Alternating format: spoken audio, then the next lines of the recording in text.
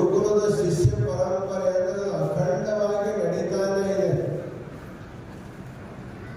ಕಲಿಸುವಂತ ಗುರುಗಳು ಹೊಸಬರು ಬರ್ತಾರೆ, ಕಲಿಯುವಂತ ಶಿಷ್ಯರು ಕೂಡ ಹೊಸಬರು ಬರ್ತಾ ಇದ್ದಾರೆ.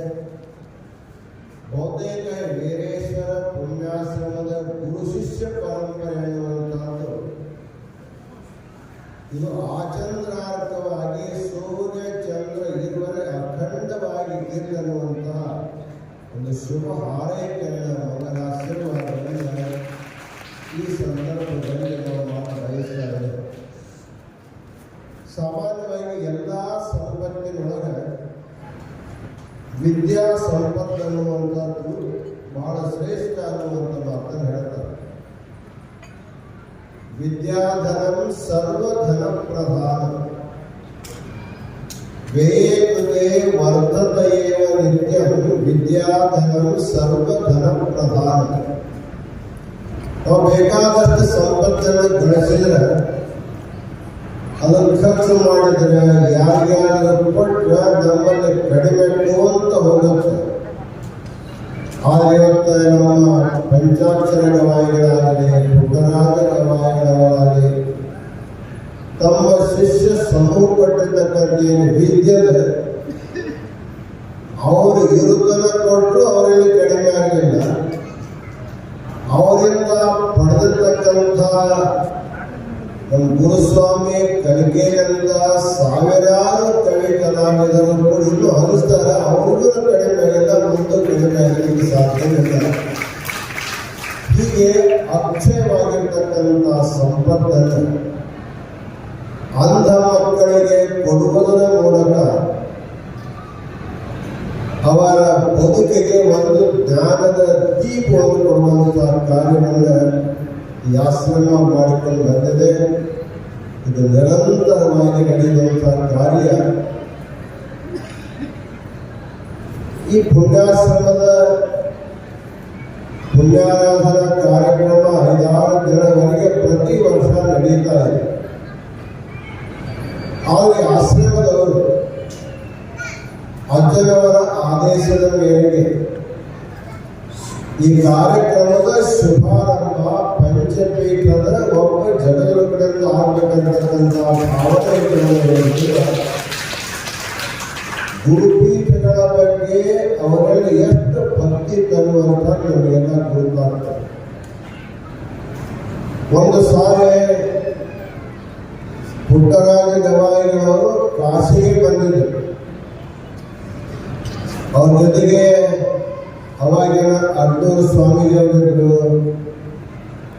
ನಮ್ಮ ಗುರುಸ್ವಾಮಿ ಕಲಿಕೆಯವರು, ಇನ್ನೂ ಬಹಳಷ್ಟು ಜನ ಶಿಷ್ಯರಿದ್ರು. ಅವಾಗ ಒಂದು ಮಾತನ್ನು ನಾವು ಹೇಳಿದ್ವಿ, ಕಾಶಿಯೊಳಗೆ ವಿಶ್ವನಾಥ ದೇವಾಲಯದೊಳಗೆ ವಿಶ್ವನಾಥನೇ ಅವ ಸ್ಥಾವರ ವಿಶ್ವನಾಥ, ಅಡ್ಡಾಡದ ವಿಶ್ವನಾಥ. ಇವತ್ತ ಕಾಶಿಗೆ ಅಡ್ಡಾಡುವ ವಿಶ್ವನಾಥ ಬಂದಿದ್ದಾರೆ. ನಿಜವಾಗೂ ಕೂಡ ಶಿವೋ ಭೂತ್ವ ಶಿವಂ ಅರ್ಚನೆ. ಶಿವನನ್ನ ಪೂಜೆ ಮಾಡಬೇಕಾದ್ರೆ ಶಿವನಾಗಿಯೇ ಪೂಜೆ ಮಾಡಬೇಕಂತಕ್ಕಂಥ ಮಾತು ಹೇಳ್ತಾರಲ್ಲ. ನಿಜವಾಗಲೂ ಕೂಡ ಪುಟ್ಟರಾಜ ಕವಿ ಗವಾಯಿಗಳು ಪೂಜೆ ಕೂತ್ಕೊಂಡ್ರೆ ತಾನೇ ಶಿವನಾಗಿ ಶಿವ ಪೂಜೆಯನ್ನು ಮಾಡುವಂತ ಪರಿಸ್ಥಿತಿ ನೀವೆಲ್ಲ ನೋಡಿದ್ದೀರಿ. ಅದಕ್ಕೆ ಅವರು ಶಿವಯೋಗಿಗಳು ಹೌದು, ದಾನ ಯೋಗಿಗಳು ಕೂಡ ಹೌದು.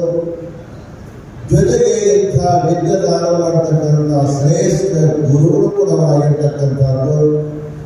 ಅವರನ್ನ ನಾವು ಬೆಳಿಗ್ಗೆ ಸುಮಾರು 25 ವರ್ಷಗಳಿಂದ ನಾವು ಬರ್ತಾ ಇದ್ದೇವೆ. KN ಪಾಟೀಲ್ ಸಭಾಭವನದೊಳಗೆ ಪ್ರಾತಃ ಕಾಲದಲ್ಲಿ ಭಗವದ್ಗೀತೆ ಪ್ರವಚನ ನಡೀತಾ ಇದ್ರೆ ಸ್ವತಃ ಪುಟ್ಟರಾಜ ಗವಾಯಿಗಳು ಸಮಾರಂಭದಲ್ಲಿ ಪಾಲ್ಗೊಂಡು ಪ್ರವಚನ ಕೇಳಲಿಕ್ಕೆ ಬರ್ತಾ ಇದ್ರು. ಇಷ್ಟು ಅವರಲ್ಲಿ ಒಂದು ವಿದ್ಯಾ ಪಡೆಯತಕ್ಕಂಥ ಆತಂಕ ಇರತಕ್ಕಂಥದ್ದು. ಅವರನ್ನ ಬದುಕಿದ್ದಾಗ ಅತ್ಯಂತ ಸಮೀಪದಲ್ಲಿ ನಾವು ನೋಡಿದ್ದೇವೆ. ಕಾಶಿಯಲ್ಲಿ ಕರೆಸಿ ಗೌರವಿಸಿ ಸಂತೋಷವನ್ನು ಕೊಟ್ಟಿದ್ದೇವೆ. ಇವತ್ತು ಭೌತಿಕ ದೇಹದಿಂದ ಅವರು ಇಲ್ಲದೆ ಇರಬಹುದು. ಆದರೆ ನಾವು ಎರಡು ಆತ್ಮಗಳು ಅವು ಚಿರ, ಅಖಂಡ, ಅಮರ, ಈ ಆಶ್ರಮದಲ್ಲಿ ಬೆಳೀತಕ್ಕಂತಹ ಎಲ್ಲ ಮಕ್ಕಳಿಗೆ ಯಾವಾಗಲೂ ತಮ್ಮ ಉದಾರವಾದ ಆಶೀರ್ವಾದವನ್ನು ಮಾಡ್ತಾ ಇದ್ದೇ ಇರ್ತಾರೆ. ಅದರಿಂದ ಈ ಗುರುಕುಲದಲ್ಲಿ ವಿದ್ಯೆ ಉತ್ತರೋತ್ತರವಾಗಿ ಬೆಳೀತಾ ಇದೆ ಅನ್ನುವಂಥ ಮಾತನ್ನು ತಿಳಿಸಿ, ಜಗತ್ತಿನವರಿಗೆ ಅವಸರ ನಾವು ಹೋಗುವಂಥ ಟ್ರೈನ್ ಹುಬ್ಬಳ್ಳಿ ಬಿಟ್ಟು ಏನಾಗಿ ಬಸ್ಸುಗಾರಿ ಬಂದಿರುತ್ತೆ, ಗದಗ ಸ್ಟೇಷನ್ ಒಳಗೆ ನಾವು ನೋಡಬೇಕು. ನಾಳೆ ಸೊಲ್ಲಾಪುರದೊಳಗೆ ಬಹಳ ದೊಡ್ಡ ಕಾರ್ಯಕ್ರಮವನ್ನು ಪಂಚಾಯತ್ ಗುರುವಾರೋತ್ಸವ ಕಾರ್ಯಕ್ರಮ ಇಟ್ಟುಕೊಂಡಿದ್ದಾರೆ. ಅದಕ್ಕೆ ಬಹಳ ಅವಸರದಲ್ಲಿ ಕೆಲವೊಂದು ಮಾತುಗಳನ್ನು ನಾವು ಹೇಳಿದ್ದೇವೆ. ಇವೆಲ್ಲರೂ ಕೂಡ ಇದೇ ಪ್ರಕಾರವಾಗಿ ನಾಳೆಯಿಂದ ನಡೀತಕ್ಕಂಥ ಸಮಾರಂಭಗಳಲ್ಲಿ ಹೆಚ್ಚಿನ ಸಂಖ್ಯೆಯಲ್ಲಿ ಪಾಲ್ಗೊಂಡು ಸಂಗೀತ ಸಾಹಿತ್ಯ ಯಾರು ಓದಾಗಿಲ್ಲ ಅವರಿಗೆ ಬಾಲು ಕೋಡು ಇಲ್ಲದ ದನ ಅಂತ ಕರೆಯಲ್ಲ. ಅದಕ್ಕೆ ಬಹುತೇಕ ಈ ಜಗತ್ತಿನ ಪಶುತ್ವವನ್ನು ದೂರ ಮಾಡುವ ಸಲುವಾಗಿ ಈ ಆಶ್ರಮ ಸಾಹಿತ್ಯವನ್ನು ಕೊಡ್ತದ, ಸಂಗೀತವನ್ನು ಕೊಡ್ತದ. ಅದರ ಪಶುತ್ವವನ್ನು ದೂರ ಮಾಡಿ ಮನುಷ್ಯತ್ವವನ್ನು ಕೊಡ್ತಕ್ಕಂಥ ಆಶ್ರಮ ಅಂತಂದ್ರೆ ವೀರೇಶ್ವರ ಪುಣ್ಯಾಶ್ರಮ. ಈ ಆಶ್ರಮದಲ್ಲಿ ಅನೇಕ ಗ್ರಂಥಗಳ ಲೋಕಾರ್ಪಣೆ ಆಗಿದ್ದಾವೆ. ನಮ್ಮ ಮಕ್ಕಳು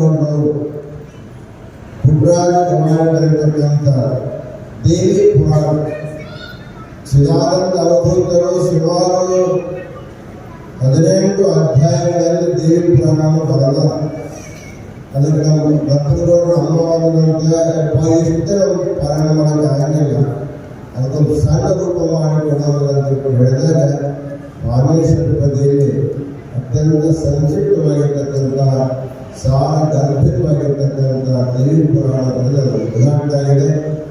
ಬರತಕ್ಕಂಥ ಗವಾಯಿಗಳಿಗೆ, ಮುದ್ರೆಗಳಾಗಿರ್ತಕ್ಕಂಥ ರಬ್ಬರು ದಂಪತಿಗಳಿಗೆ ಒಳ್ಳೆಯದರಿಗೆ ಶುಭವನ್ನು ಕೂಡಿ ಈ ಆಶೀರ್ವಾದಕ್ಕೆ ಓಂ ಶಾಂತಿ ಶಾಂತಿ ಶಾಂತಿ.